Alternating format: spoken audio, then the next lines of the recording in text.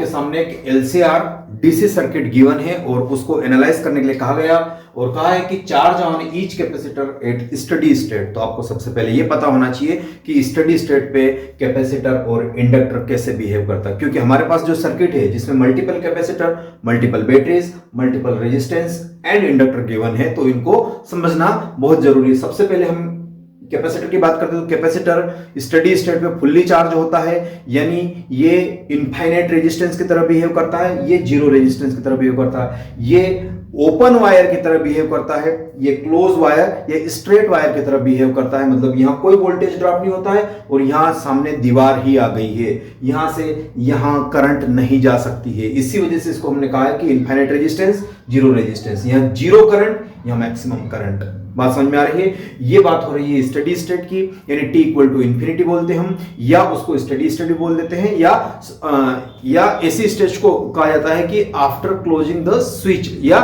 Long time word भी उसमें use होता है तो बिहेवियर को। तो सबसे पहले हम असाइन कर लेते हैं कि हमारे पास मल्टीपल बैटरीज और ये दे रखे, तो हम बात करेंगे अगर यहाँ का वोल्टेज मुझे मिल जाए और यहाँ का मिल जाए तो मैं डिफरेंस लिख दूंगा और वो डिफरेंस पता चलते ही मैं इस पर कितना चार्ज है, इसका डिफरेंस मिल जाए तो इस पे कितना चार्ज है, इसका डिफरेंस मिल जाए तो इस पे कितना चार्ज है, तो ये चार्ज में आइडेंटिफाई कर सकता हूँ। साथ ही साथ इनमें एनर्जी स्टोर कितनी है वो भी आइडेंटिफाई कर सकता हूँ। साथ ही साथ कितना चार्ज फ्लो हुआ है, तो बैटरी ने कितना वर्क किया होगा, यानी वर्क डन बाय बैटरी, यानी इसमें कितने चार्ज को पंप किया होगा, तो वो भी हम आइडेंटिफाई कर सकते हैं। यानी एक ही न्यूमेरिकल में हम मल्टीपल डायमेंशन के अप्रोच को क्लियर करके हम सारे इसके टाइप को कैलकुलेट कर सकते हैं। तो सबसे पहले स्टार्ट करते हैं इसकी वोल्टेज की। तो यहां मुझे नहीं पता तो मैंने इसको मान लिया कि ये x वोल्ट है, यहां पे है ना, अननोन मान लिया कोई भी, वो जब भी हम उनकी कंडीशन लिखेंगे उससे कुछ ना कुछ आ जाएगा। अब यहां पर कायदे से 15 बैटरी, तो ये डोमिनेटिंग होगी, तो इसको मैं मान लेता हूं कि ये 15 वोल्ट है और यहां मैंने माना कि 0 वोल्ट है। 0 वोल्ट का मतलब होता है कि यहां मुझे रेफरेंस वोल्टेज मानना पड़ेगा। कौन सा वोल्टेज मानना पड़ेगा? Reference voltage. रेफरेंस वोल्टेज क्या होता है वो हम उसको 0 कंसिडर करते हैं, है ना। अगर यहां 0 मैंने 0 कंसिडर किया और इस बैटरी को जब क्रॉस करूंगा मैं, तो मुझे क्या मिलेगा? जब मैं इस बैटरी को क्रॉस करूंगा तो 15 वोल्ट का गेन मिलेगा।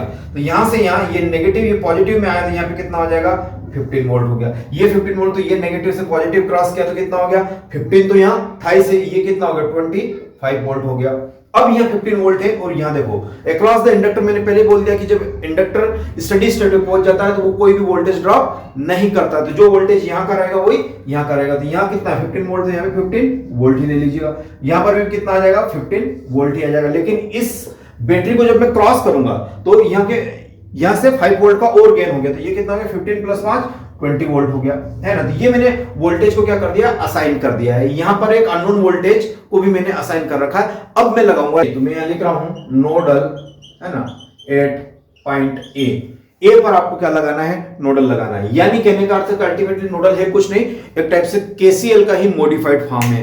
अच्छा, तो इस पर जितनी भी करंट आ रही होगी उतनी ही जा रही होगी, क्योंकि इस जंक्शन पे कोई भी चार्ज स्टोर नहीं हो रहा होगा। x माइनस दिस डिफरेंस, ये x minus 25 volt divided by the resistance, तो यहां की करंट मिल गई। यहां का voltage x minus 0 divided by the 10 volt, यहां की करंट मिल गई। सिमिलरली यहां के तो लिखते हैं, चलो तो मैं इसका लिख रहा हूं, तो ये कितना हो जाएगा? x minus 25 divided by what? 20 ohm, plus लिखिएगा x माइनस 0, है ना, x minus 0 divided by 10 ohm, plus यहां तो रास्ता ही बंद है ना, क्योंकि फुल्ली चार्ज हो चुका। ये तो सर्किट में ऐसा एज्यूम करोगे है ही नहीं, क्योंकि यहां से तो करंट जा ही नहीं सकती है, इनफाइनाइट रेजिस्टेंस है, तो करंट यहां से जा रही होगी या आ रही होगी हमें नहीं पता। तो हमने तो, है ना, रेफरेंस को माना, तो x माइनस 20, तो यहां आ गया x माइनस 20 डिवाइडेड बाय इसका रेजिस्टेंस 10 इक्वल टू 0। बस एक लाइन लिखा और यहीं से इसका वोल्टेज मिल गया। मुझे तो टाइम लगा क्योंकि मैं एक्सप्लेन कर रहा हूं, समझा रहा हूं, लेकिन आपकी जब इस पे प्रैक्टिस माहिर हो जाएगा तो आपको ऐसा कोई दिक्कत नहीं होगा। तो x के लिए सॉल्व कर लो इसको, तो ये x minus 25 divided bye 2 plus 2 का ऊपर नीचे मल्टीप्लाई कर लो बाय 10, फिर ऊपर 2x minus 40 divided by the 20 और ये भी 20 इक्वल टू 0। ऐसा मैंने क्यों किया? या तो एलसीएम ले लो, एक ही तरीका है, या तो एलसीएम ले लो या ऐसा ही कर लो। तो इनको ऐड कर लो, 2 2 4 और 5, तो 5x माइनस 40 और 65, ये सॉरी 40 और 25 कितना होता है? 65, और इसको उधर लेके आऊंगा तो ये कितना होगा? 65 हो जाए, तो x की वैल्यू आ जाएगी 13 वोल्ट। तो 13 वोल्ट x एक्स का वैल्यू आया मेरे पास, ये वाला वैल्यू कितना आ गया 13 वोल्ट। तो 13 वोल्ट मैंने इस ए जंक्शन का वोल्टेज मुझे मिल गया। नोडल अप्लाई करते हैं कैपेसिटर के लिए। इस कैपेसिटर जंक्शन का यहां मुझे जंक्शन मिल रहा है, यहां मैं वाई कंसिडर कर रहा हूं। यहां का वोल्टेज कितना मान लिया मैंने, वाई मान लिया। अब ये वाई कंसिडर मैंने कर लिया, तो अब मुझे यहां पर भी नेट चार्ज को जीरो करना। क्यों? क्योंकि इनिशियली कैपेसिटर कैसे थे, अनचार्ज था, इन पे कोई चार्ज था ही नहीं। तो बाद में भी चार्ज आया होगा तो नेट चार्ज तो सम टोटल उसका हमेशा जीरो ही रहेगा। तो मैं यहां के लिए नोडल लिखता हूं, इस जंक्शन को मैंने बोल दिया लेट से बी पॉइंट। तो नोडल एट बी क्या लिखूंगा मैं, नोडल एट बी। अब थोड़ा सा ध्यान रखिए, यहां पर जो रेजिस्टेंस के केस में नोडल लिखते थे वो नहीं लिखेंगे, यहां पे नेट चार्ज को जीरो करेंगे, वहां डिवाइड करते थे, यहां मल्टीप्लाई कर देंगे। तो कितना हो जाएगा y माइनस जीरो, इसके across voltage difference into capacity, ये कितना हो जाएगा y माइनस जीरो इनटू कितना हो गया 18 माइक्रोफैराड से मैंने मल्टीप्लाई करा। ये y माइनस 13 मेरे पास आ चुका है, तो मैंने लिख दिया y माइनस 13 इनटू कैपेसिटी कितनी है 3 है, प्लस यहां देखो y माइनस 15 है ना, ये कितना हो चुका है 15 वोल्ट आपको दिख रहा है ना, कितना है 15 वोल्ट दिख रहा है। तो y माइनस कितना लिखूंगा मैं 15, ये voltage difference across the 2 microfarad multiplied by the capacity that is 2, और इसको जीरो के इक्वल कर दीजिएगा, है ना। क्यों? क्योंकि नेट इनिशियली चार्ज कुछ था ही नहीं। तो अब मैं इसको सिंप्लीफाई करता हूं, ब्रैकेट जस्ट ओपन करना है, कुछ करना ही नहीं है। ये कितना हो जाएगा 18y है ना, plus 3y minus 39 plus 2y minus 30 equal to 0। अब ये चीज तो हमें है ना आती है, प्लस माइनस तो करना है, इसका कौन सी बहुत रॉकेट साइंस है ना। 18 और 3 कितना हो गया 21 और 2, तो ये आ गया 23y इक्वल टू 39 और 30 कितना हो जाता है 69, और माइनस के उस साइड ले गया तो प्लस हो गया, तो y इक्वल टू कितना हो गया 3 वोल्ट। अरे वाह, y की वैल्यू मेरे पास कितनी आ रही है, y की वैल्यू मेरे पास कितनी आ गई 3 वोल्ट आ चुकी है। अब इतनी चीजें जब मेरे पास आ चुकी है, तो अब तो मेरे पास मुझे चार्ज लिखना, तो ये क्या होगा वोल्टेज डिफरेंस इनटू कैपेसिटी।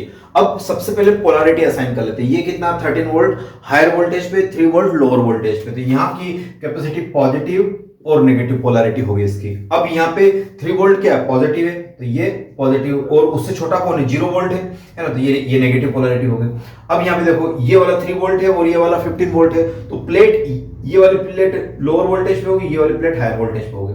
तो अब कहने का अर्थ है कि अब यहाँ पे अगर इनका मैं चार्ज लिखूंगा तो मुझे क्या मिलेगा, मिल जाएगा चार्ज। तो इसका डिफरेंस कितना होगा, लिखो 13 माइनस 3 कितना हो जाएगा, 3 माइक्रोफैराड पे चार्ज लिखने जाऊंगा तो कितना हो जाएगा 13 माइनस 3 इनटू कैपेसिटी कितनी है 3 है, तो ये कितना मिल जाएगा 10 और ये 30 माइक्रोकूलम मिल गया इस पे।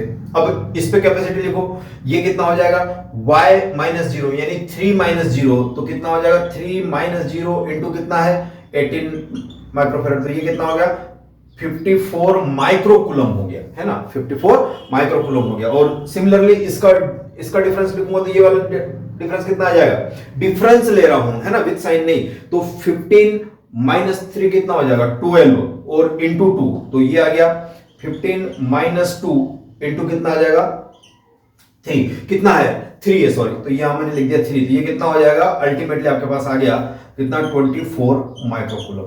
अब देखिए ये मेरे पास नेट चार्ज आया है ना।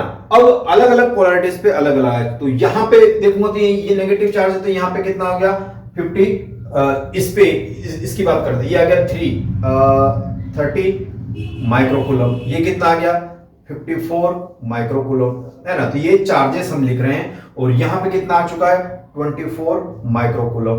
तो प्लेट्स पे equal and opposite he charges होते हैं, हम जानते हैं। तो अब ये 54 माइनस 30, क्योंकि ये इस पर नेगेटिव माइनस 30 होगा, इस पे प्लस 54 होगा, तो इनको ऐड करेंगे कितना हो जाएगा बोलो, इस पे कितना हो जाएगा प्लस 24 माइक्रोकूलम, क्योंकि ये माइनस हो जाएगा ना 54 में से 30 गया कितना हुआ 24 माइक्रोकूलम, और यहां कितना आ रहा प्लस सॉरी माइनस 24, और यहां का आ रहा है प्लस 24, इन दोनों को ऐड करते तो कितना मिलता है अगेन 0। तो इस वजह से हम कह सकते हैं कि नेट चार्ज इस प्लेट पे पहले भी 0 था और अब भी 0, नेट इंडिविजुअल नहीं, इंडिविजुअल का तो अलग अलग दिख रहा है। तो इस टाइप से आप हर एक प्लेट पे चार्ज निकाल सकते हो। ये तो चार्ज निकाला आपने, हो सकता है कि वो एनर्जी पूछ ले आपसे, तो एनर्जी कैसे निकाली जाती है, अगर मान लो कि मैं एनर्जी की बात करता हूं तो एनर्जी कितनी होती है हाफ CV स्क्वायर, है ना, हाफ CV स्क्वायर। सी क्या है, कैपेसिटी और V क्या है, इनके अक्रॉस वोल्टेज। तो सभी के अक्रॉस में एनर्जी स्टोर्ड बाय कैपेसिटर लिख सकता हूं। डिसिपेशन ऑफ एनर्जी भी लिखी जा सकती है। एक बैटरी ने कितना चार्ज पंप किया, Q इंटू वी करके हम वहां से भी उसका वर्क डन निकाल सकते हैं। तो मल्टीपल तरीके से, मल्टीपल डायमेंशन से ऐसे क्वेश्चन को आप डील कर सकते हैं।